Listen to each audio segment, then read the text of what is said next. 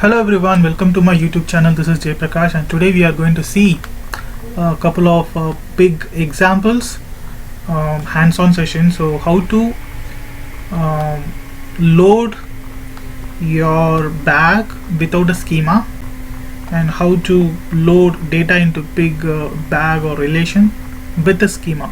So these two are the examples we are going to see today. So let's directly go to that.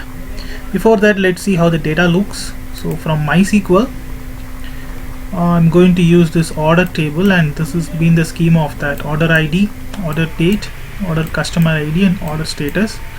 Let's select star from orders and limit it by 10 to see a sample of the data, and this is how the data looks: order ID, order date, order customer ID, and order status. And this has been the schema. So we are going to load this data into our big relation with a schema and without a schema. So how to process the data if we load it with a schema, and how to process the data without a schema. So this is what we are going to see today. So we have to invoke pig. So without any parameters, it is going to execute in MapReduce mode. So pig is getting loaded. So grunt shell, this is our grunt shell. So we can execute our pig statements in this. So before that, I want to show you where the data is. HDFS, DFS, -ls. User hide warehouse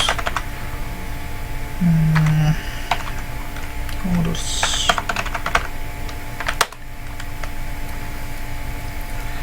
So we have seen the scoop exercises where we imported the data from MySQL into our HDFS. So this is it. So let me copy one of a file path and let me show you the data how it is. Also, you can directly go and see our Hue file browser to see how the data is. So user hive warehouse. Let's go to orders, and this is the file we have selected, pattern 00000. So this is how the data looks in HDFS. Order ID. Let's see the order ID, order date, order customer ID, and order status. Order date, order customer ID, and the status. So before that, let's see what are all the data types in pig. So these are all the data types. We do have int, long, float, double, arrays, and char array, byte array, and there are some complex data types like a tuple, bag, and map, where you can go through the document and understand what is a tuple, bag, and map. So this is it. These are all the data types, and we don't have a data type to store the timestamp or time, so that is a drawback of pig. So if you want to do further analytics, if you want to cast as a timestamp, you should use either a Java or either Java or any other API as UDF. So I'll be covering those things later in my next videos. So as of now, these, if you want to execute only the pig script, so these are all the data types we have. So going back to our pig, so A is my bag or a relation, load is the command, user, I think you should use a / here, user hive warehouse. You can directly copy paste it, right?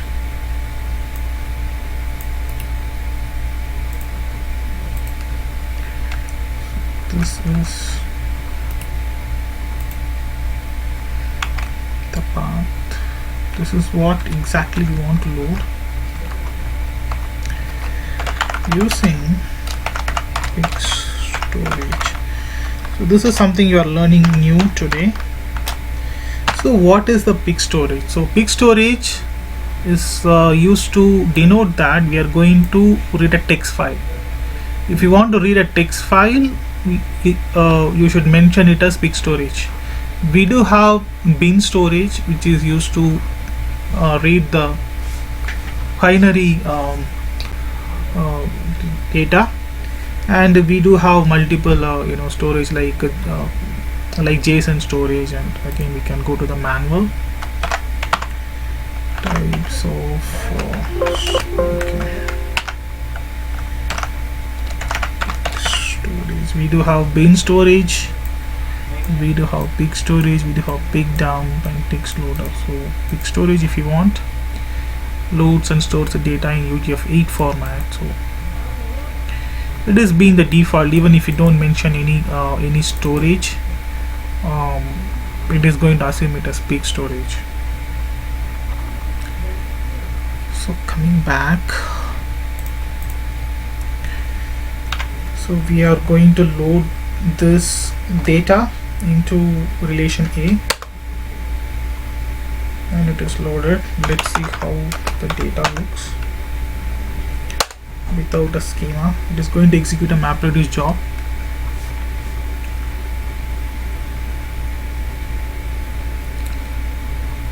So it is a single node cluster VM, and it's going to execute slow because it is always a VM. MapReduce job executes sequentially. You can see like 0% complete, and the next thread will execute after this is completed.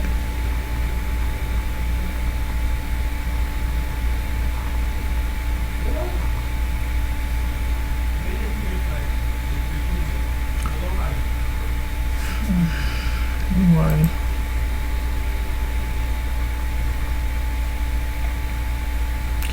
so we can directly load the data into Pig, and I would recommend you to go through the document and read on user defined functions, something called UDFs, which is something really important. Most of the stuff it doesn't support. There is a separate section for UDFs, so they cover a lot of stuff in that. You can either write your Python or Java and embed in your Pig script, so that the stuff that is not handled by Pig can be handled by the UDF.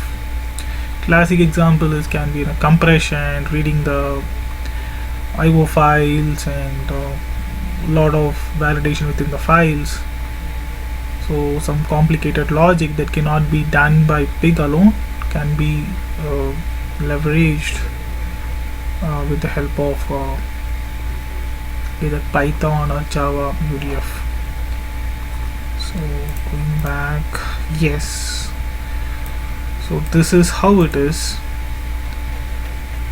So let me describe to get the schema of my relation. There is no schema, so this is how it is. So how do you read it? So you want to do some kind of transformation, but you don't know the schema, so you should use dollar symbol and you can get it. So for each A, generate $0, comma $1, comma $2, comma $3. So $0 represents the first column, and $1 denotes second, and so on. So this is how it is. So it's going to generate like this, and you can do a dump B,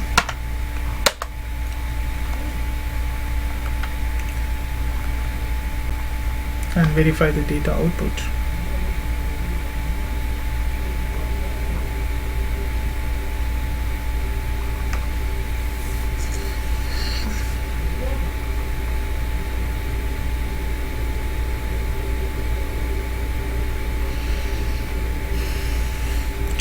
Please bear with me because this is a VM. I don't have a multi-node cluster, so it is going to execute pretty slow, but in the real time it is going to be completely different.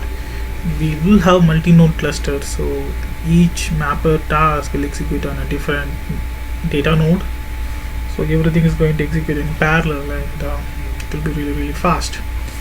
So we get the same output as we expected. So you can just go and compare, see the last record, 5741 2013 blah blah blah 2571 complete. Yep. So this is how you can read the columns when you don't describe your schema. And this is for this video, so we can meet with some other video tutorial in some other time. If you like this video, please click like, put some comments and share it to your friends, and most importantly, please subscribe. Thank you so much.